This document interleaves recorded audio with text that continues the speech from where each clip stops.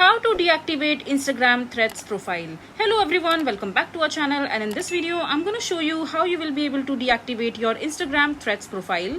So deactivating your Instagram thread profiles it's quite simple. So first of all you have to do is just simply open your Instagram threads profile, and after that just simply log into your account using your credentials. And once you're logged in into your Instagram threads account, just simply click on the profile section from the bottom right corner of your mobile screen.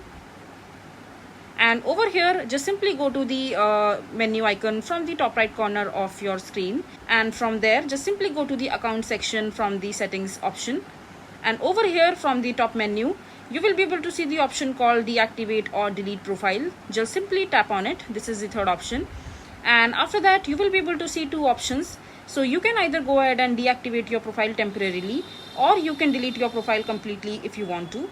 So just simply tap on deactivate profile, and now you will be asked to confirm your action while clicking on deactivate again. So if you are sure that you want to deactivate your profile temporarily, just simply click on deactivate, and after that your Instagram threads profile will be deactivated successfully.